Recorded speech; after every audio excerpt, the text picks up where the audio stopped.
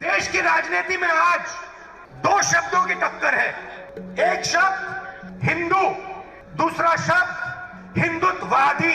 मैं हिंदू हूं मगर हिंदुत्ववादी नहीं हूं। इस पंक्ति में कवि के कहने का तात्पर्य है कि वह मर्द हैं पर उनमें मर्दानगी नहीं है।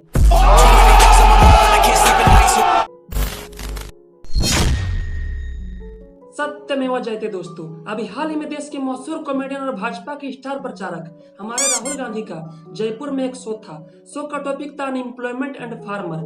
बट उस बंदे को इससे क्या ही फर्क पड़ेगा जो अपने 12वीं की इंग्लिश का पेपर उर्दू में लिख के आया हो। गजब बेइज्जती है। सो लगे हमारे गांधी जी हिंदू और हिंदुत्ववादी में डिफरेंट समझाने। भाई साहब कुछ ज्यादा नहीं हो गया ये? बट ऐसा नहीं कि राहुल गांधी फर्स्ट टाइम हिंदू और हिंदुत्व को दो डिफरेंट आइडियोलॉजी बताने की कोशिश किए हो। ऐसी नाकाम कोशिश वो पहले भी कर चुके हैं। इनको क्या ही पता है। Hinduism as we know it and Hindutva, are they the same thing? Can they be the same thing? If they are the same thing, why don't they have the same name? Why do they have a different name? Why do we use the word Hinduism? Why not just use Hindutva if they are the same thing? They are obviously different things. यहाँ राहुल गांधी के अनुसार Hinduism और हिंदुत्व अगर एक ही है तो इनके दो डिफरेंट नेम क्यों हैं? दो डिफरेंट नेम होने की वजह से ही हिंदुइज्म और हिंदुत्व दो डिफरेंट थिंग हो जाते हैं। मेरे जैसा बेवकूफ इस देश में नहीं है। ये बड़ी अच्छी बात कही आप। भाई सच बता रहा हूँ, इन्हीं बकचोदियों की वजह से ही आज इन्हें पप्पू कहा जाता है। म्यूजिक।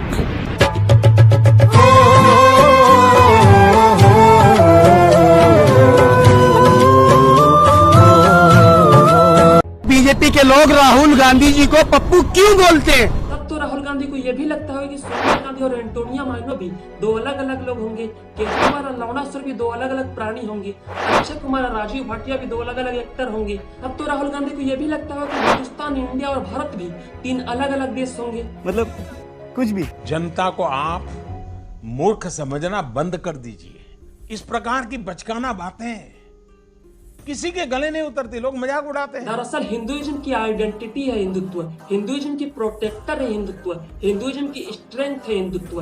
हिंदुइज्म अगर अहिंसा परमो धर्म है तो धर्म हिंसा तथ्यवच्चा हिंदुत्व है।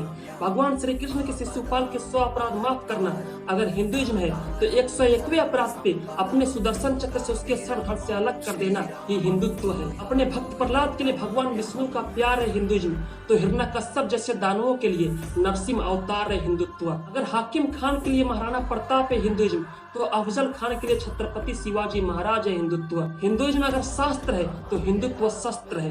हिंदू ही हिंदुत्व है और हिंदुत्व ही हिंदुस्तान है। हिंदुत्व के इस कॉन्सेप्ट को डिफाइन करते हुए वीर सावरकर ने भी अपने बुक एसेंशियल ऑफ हिंदुत्व में कहा था, हिंदुत्व का गोल बस हिंदुओं के रिलीजियस मैटर के बारे में बातें करना नहीं, बल्कि इस देश के सभी रिलीजन, यहाँ के सभी ट्रेडिशन, यहाँ के सभी फेस्टिवल, यहाँ के सभी कल्चर, यहाँ के सभी लैंग्वेज के डाइवर्सिटी को मेंटेन करते हुए इन सभी को एक ज्योग्राफी, एक पॉपुलेशन, एक सिविलाइजेशन से जोड़े रखना ही हिंदुत्व है। सावरकर ने कहा था हिंदू जो है वो हिंदुस्तान के दिल है, लेकिन इसके बावजूद भी जिस तरीके से एक इंद्रधनुष की खूबसूरती उसके अलग अलग रंगों से और भी बढ़ती है, उसी तरीके से हिंदुस्तान की खूबसूरती भी अलग अलग कल्चर, अलग अलग ट्रेडिशन, अलग अलग सिविलाइजेशन को अपने देश में एसिमिलेट करके और भी बढ़ेगी। हिंदुत्व को एक्सप्लेन करते हुए सावरकर ने यह भी कहा था कि सिंधु नदी के इस भारत भूमि पर रहने वाले वो सभी हिंदू ही हैं जो भारत को अपने कर्म भूमि के साथ साथ अपने पैतृक भूमि भी मानते हो, चाहे वो कोई भी रिलीजन को फॉलो करते हो। सावरकर ने कहा था हिंदुत्व का मतलब है कि एक आजाद भारत में सभी लोगों को, चाहे उनका कोई भी कास्ट हो, कोई भी रिलीजन हो, कोई भी कल्चर हो, उन सभी लोगों को एक इक्वल राइट प्रोवाइड किया जाए। बट सवाल यहाँ यह खड़ा उठता है, जब हिंदुइज्म और हिंदुत्व एक ही है और हिंदुत्व का गोल विविधता में एकता ही स्टेब्लिश करना है,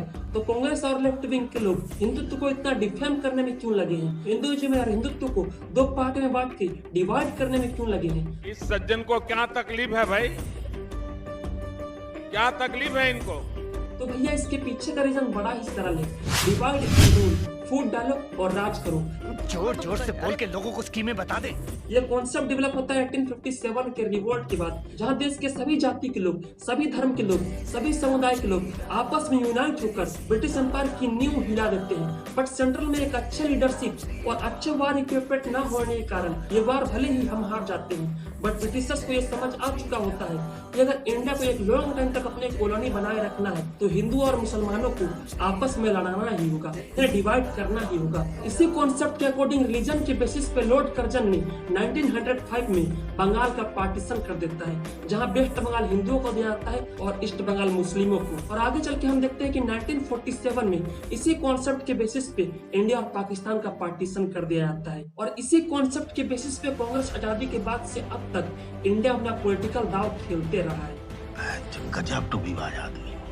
बट एट द एंड मुझे इंडियन पॉलिटिशियन को देखते और सुनते हुए ये तो रियलाइज हो ही चुका है कि अगर आज के टाइम में आप मोदी की सुनोगे तो आपको लगेगा कि वोट बीजेपी को ही देना चाहिए, और अगर आप राहुल गांधी की सुनोगे तो आप ये कंफर्म हो जाओगे कि नहीं वोट तो बीजेपी को ही देना चाहिए। मजा आया, और मैं ये जो मजा है हिंदुस्तान के हर व्यक्ति को देना चाहता हूं।